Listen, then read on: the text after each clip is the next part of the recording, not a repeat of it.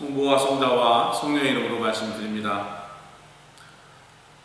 사랑하는 교우 여러분, 여러분들의 얼굴을 대면해서 뵙지 못하니까 보고 싶은 마음이 많이 들고 또 그런 그리움들이 제 마음 가운데 많이 쌓여가네요.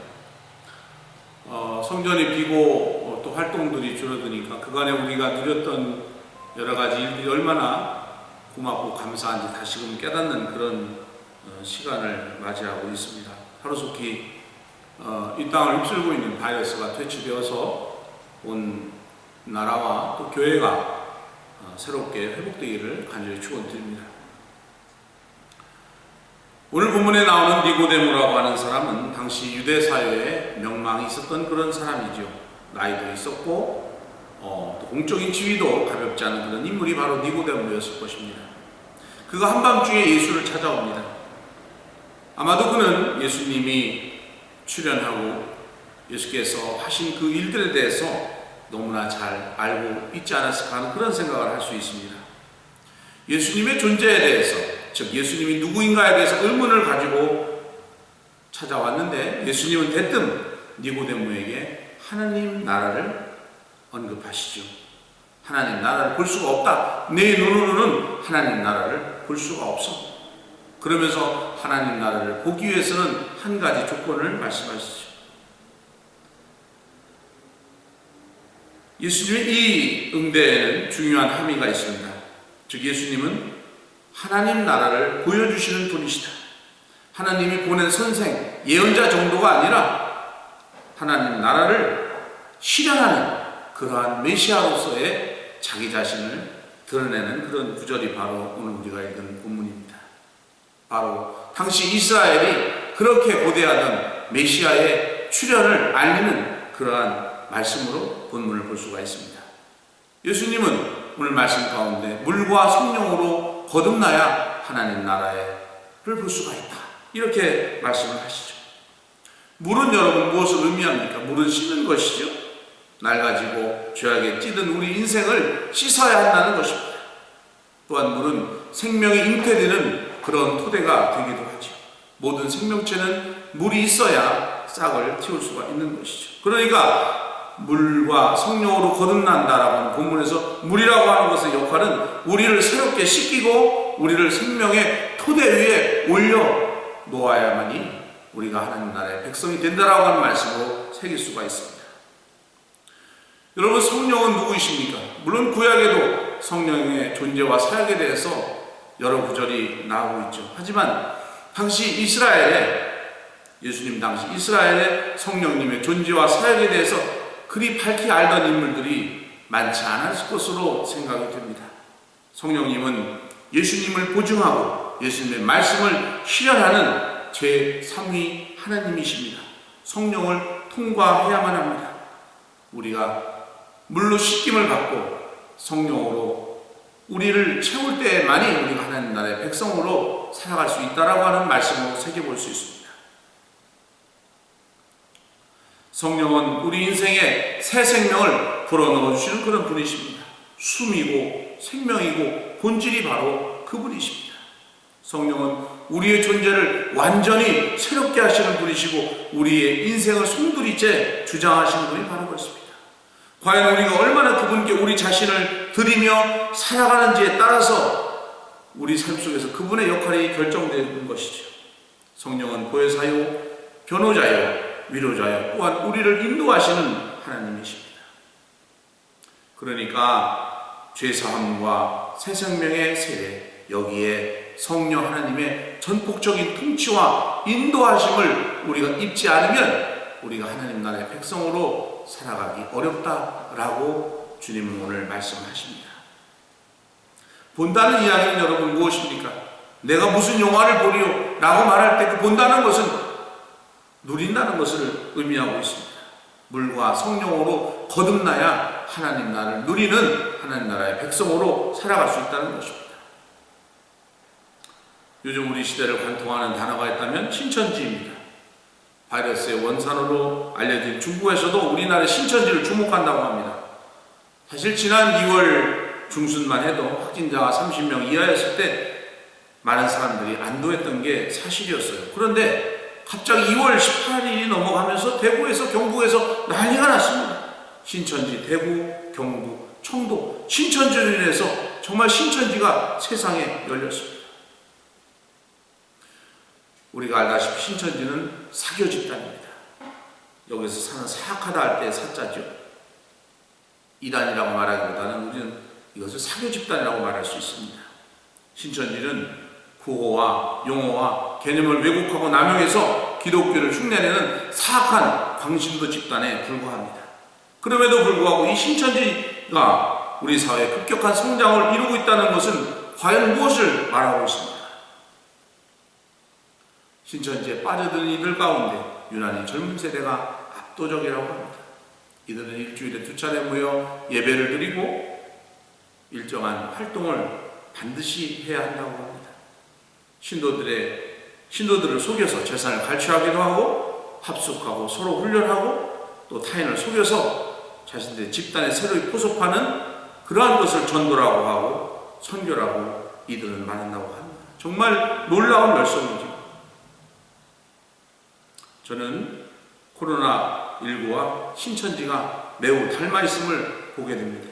그 조명력이 남다른 정도가 아니고 아주 섬뜩할 정도입니다. 사특한 열정, 빗나간 열정이 많은 이들을 죽음으로 몰아가고 있습니다. 바이러스가 무서운 것은 바이러스가 변이하면서 기존 숙주 세포를 죽이기 때문에 위험한 거죠. 사람이 숙주가 되었을 때 사람의 세포가 파괴되고 죽음에 이르는 것처럼 신천지도 올바른 신앙의 삶을 사는 사람들을 유혹하고 그들을 속이고 착취하고 죽입니다. 두 개가 똑같습니다. 코로나19와 신천지는 우리가 반드시 버리고 갈 병증이 분명해 보입니다. 이 두 가지는 우리에게 무엇을 말할까요? 첫째는 이 상태로는 우리가 이 사회가, 교회가 더 이상 앞으로 나아갈 수 없음을 말하고 있습니다. 바이러스가 지속적으로 활동하는 가운데 신천지가 맹위를 떨치면서 이 사회에 독처럼 퍼져가는 일을 묵도하면서 우리 사회와 교회는 점점 더 질병의 수렁에 빠질 수밖에 없는 것이죠. 왜 젊은이들이 신천지에 열광할까? 우리 시대 많은 청춘들이 느끼는 것이 불안과 좌절, 상실과 절망입니다. 대학을 가기도 어렵고 취업은 더 어렵고 취업을 해도 연애나 결혼을 꿈꾸기 어렵고 결혼을 한다 해도 애를 낳아 기르기가 여간 어려운 일이 아닙니다.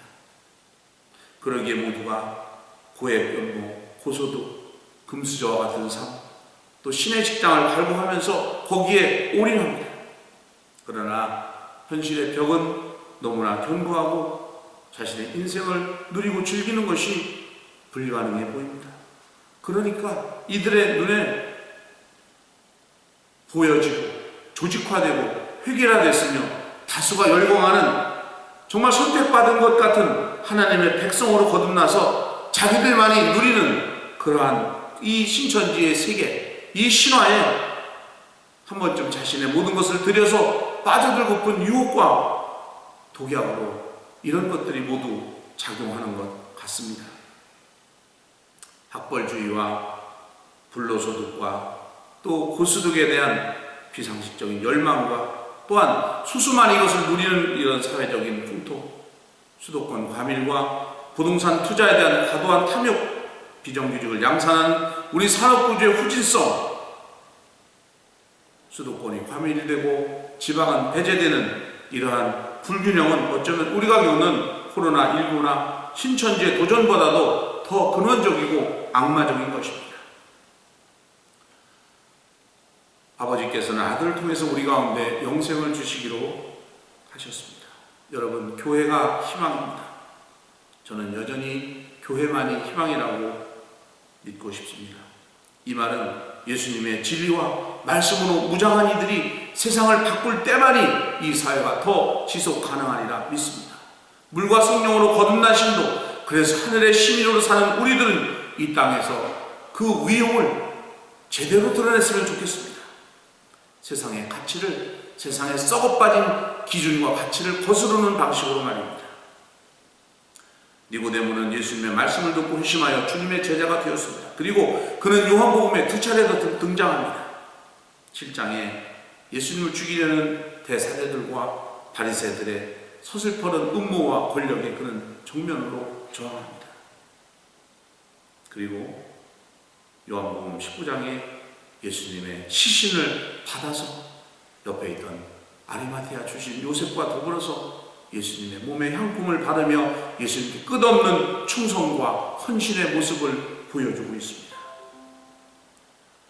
물과 성령으로 거듭나서 하나님의 백성으로 주님의 제자로 살아가는 이의 모습을 우리는 바로 니고데모를 통해서 배울 수 있습니다. 영생을 소유하며 그 영생을 누리는 자들이 어떻게 살아야 하는지를 매우 분명하게 보여주는 인물 가운데 하나가 바로 니고데모입니다. 성도는, 제자는 사실 이 세상에서, 거친 세상 속에서 그리스도 예수를 증거하고 불의에 저항하고 이 사회 변혁을 꿈꾸는 이들이 바로 성도요 제자들인 것입니다. 우리가 마스크를 하고 요즘 잘 말을 못하죠. 무엇을 의미할까? 우리가 하던 말을 멈춰야 합니다. 우리는 참 언어만을 말해야 합니다. 우리 안에 주님이 말씀하셔야 우리는 천국 백성으로 살아갈 수가 있는 것입니다. 이 모습 이대로는 타인과 사회 속에 결코 도움이 되지 못한다는 현재 교회의 자화상을 분명히 바라보고 우리의 본질과 모습을 일신하는 기회로 이 시대를 삼아야 합니다. 미중의 위기는 미중의 기회가 될 수도 있고 파멸로 이어질 수도 있는 것입니다. 하나님의 진리를 살아내며 그리스도 예수 편에서 세상의 온갖 악의와 비방과 거짓으로부터 스스로를 분별하고 평화롭게 지혜롭게 서로가 하나님의 백성들로서 하나님 나라를 누리는 형제 자매로서 우리는 함께 나아가야 합니다. 더 이상 거짓과 속임수와 반칙이 득세하게 해서는 안 될 것입니다. 이미 주님은 우리 곁에 계시며 우리 가운데 회복과 치유와 승리를 보장하고 선언하고 계십니다. 여러분, 우리는 사순절기를 보내고 있습니다. 이제껏 경험하지 못한 어두움의 시기를 우리는 지금 지나가고 있습니다. 이 시기에는 주변의 이웃을, 성도를, 또한 오랜 동안 냉담한 이들을 돌아보고 살필 시간입니다. 사회적인 거리를 두되 다양한 방법으로 부단히 교통하고 격려하고 서로 하나가 되는 시간이 바로 이 시기입니다. 조심은 하되 성찰과 돌이킴의 기회는 갖되 과도한 두려움과 절망은 우리에게 걸맞지 않은 것입니다. 여러분, 힘내십시오. 우리를 사랑하셔서 우리 위해 죽으시고 다시 사시고 우리 인생 가운데 근원적인 치유와 회복과 온전한 승리를 주신 우리 주 예수 그리스도의 이름으로 간절히 축원드립니다. 성부와 성자와 성령의 이름으로 말씀드렸습니다.